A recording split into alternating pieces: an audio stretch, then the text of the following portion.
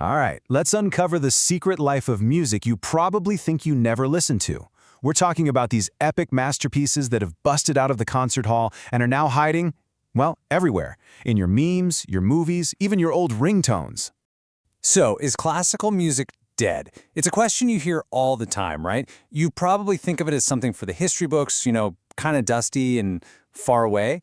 But what if I told you it's actually all over your phone and your favorite movies and flooding your social media feeds?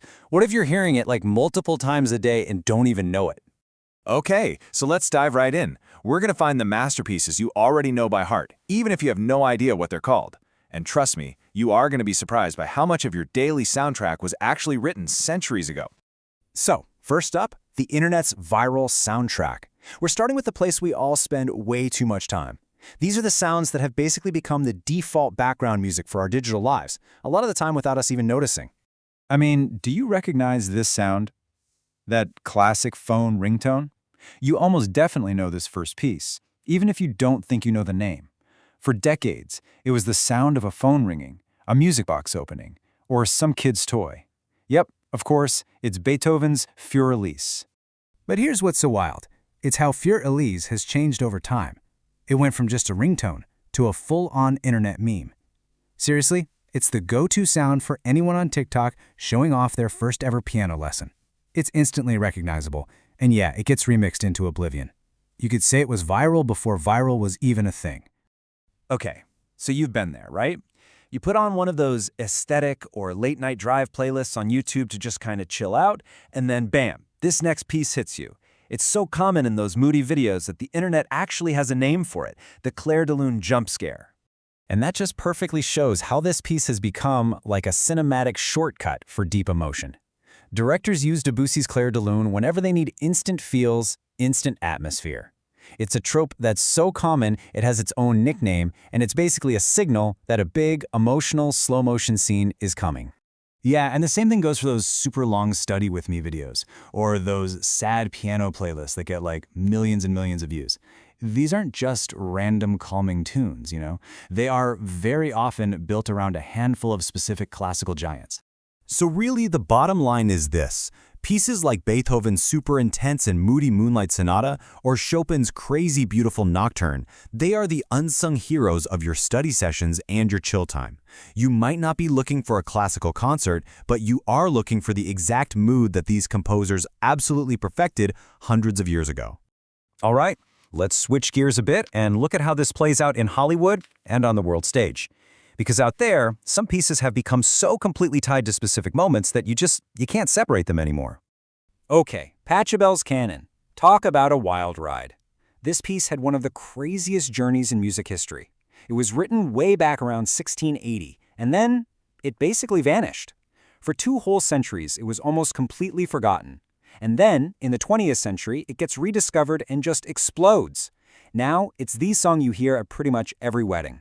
And get this, its chord progression is so fundamental, you've heard it in tons of pop songs without ever knowing where it came from. All right, now let's talk about the year 1990.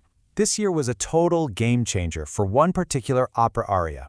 It literally took a piece from the Opera House stage and blasted it into stadiums all over the world, and it was all thanks to the FIFA World Cup in Italy and one legendary tenor. Luciano Pavarotti's performance of Nessun Dorma was just so incredibly powerful that the aria basically became the unofficial anthem for football, like for the entire world. Now it's the go-to track for any epic sports montage. Honestly, Gen Z is way more likely to know it from a TikTok sports highlight reel than from the actual opera it came from. But what about the sound of pure sadness? Like, how do you put a soundtrack to a tragedy?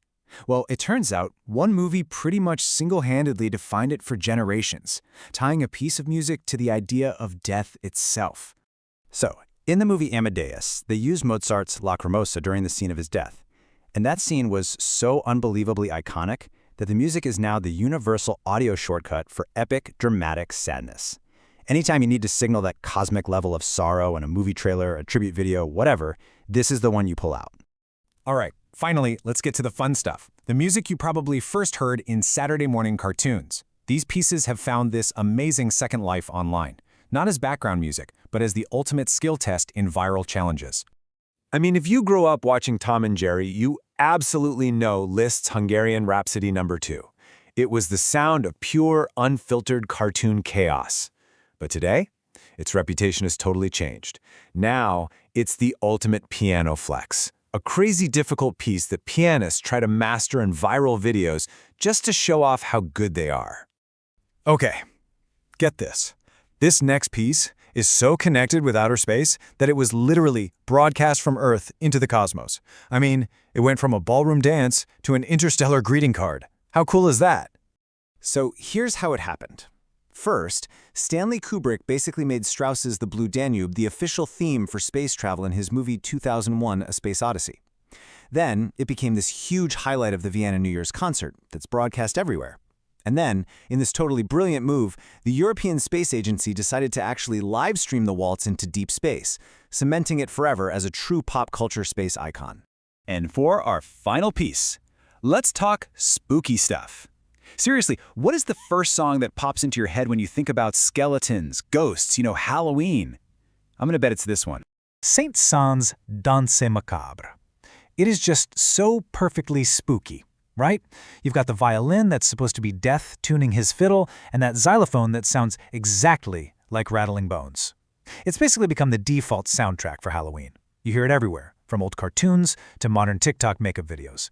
It's fun, it's creepy, and it is totally unforgettable. So, there you have it. As you can see, this music is not locked away in some dusty old museum. You have been listening to classical music this whole time, whether you were trying to study, watching a movie, or just mindlessly scrolling through your feed. What we've basically done here is build you a new playlist. Think of it as the Gen Z classical starter pack, filled with songs you already knew and loved. And now each piece has its own new job. One's for the vibe, another's for the drama, and one is just the ultimate flex.